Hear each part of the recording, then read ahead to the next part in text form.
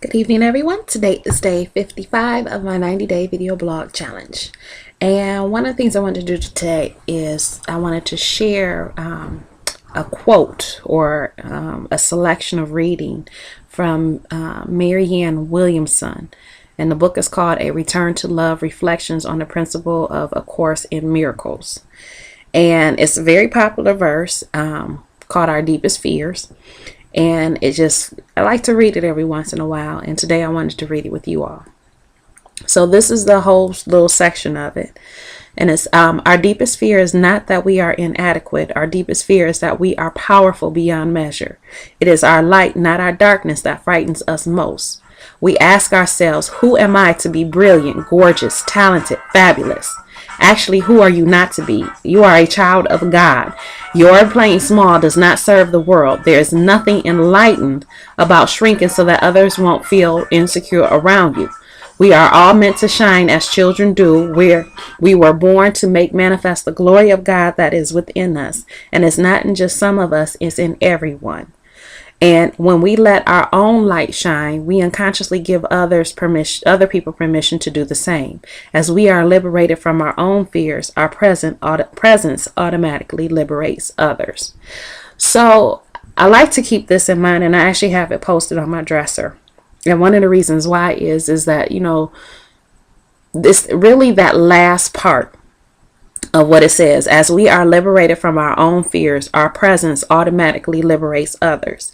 This is when I speak on encouraging other people, and when you inspire other people to do things without even knowing. You're not even really talking to them on a regular basis. You may not even know the person, but yet you inspire them just with the way you are.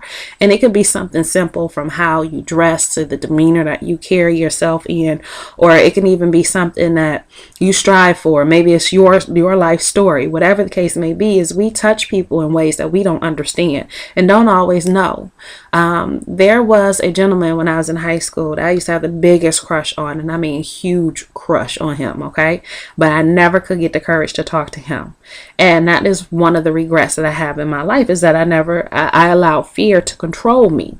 And from that moment on, when I look back at it and I said, you know what, never again will I let fear control me and stop me from doing something to find out, so that I don't live with that what if.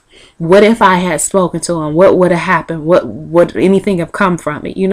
That whole what if.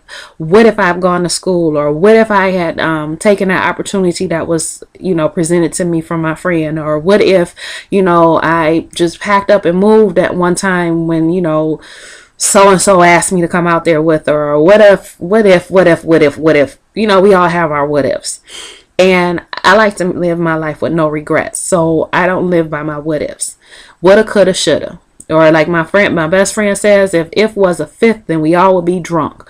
So I don't go off of the ifs, and I don't try to allow fear to control me, because I like to control myself. I want to be the one that determines what happens to me, not being petrified, not being afraid, not, having that limitation placed on me over something that has and shouldn't have any type of control on my life.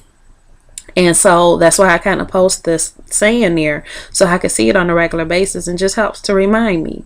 And, like I said, once you start going in a certain direction, once you start knowing what it is you want and knowing where you're trying to go, you'd be surprised how many people unconsciously or consciously, are inspired by you. Some of them will say something, some of them won't.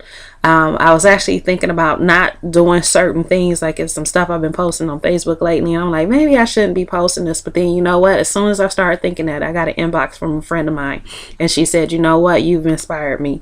Every time I see your post, what you're saying is inspired me to do better. And I'm like, okay, so I'm going to keep doing it. So that's what I'm saying. You never know how you affect somebody else, whether your words are encouraging, whether whatever the case may be. You influence somebody, good or bad, every day without even knowing it. And sometimes you do know it when they come back and tell you. So just keep that in mind. It's a really great quote. If you want to look it up, you can look it up and post it up someplace where you can see it every day. But it's a really good quote. And I really like about it, basically, that it says, don't let fear hold you back, and that a lot of people are afraid of success. They are afraid to do well because of what they think that means. So But that's it for tonight. Like I said, I just wanted to share that part with you guys. Thank you for watching. Have a good night, and I will talk to you tomorrow.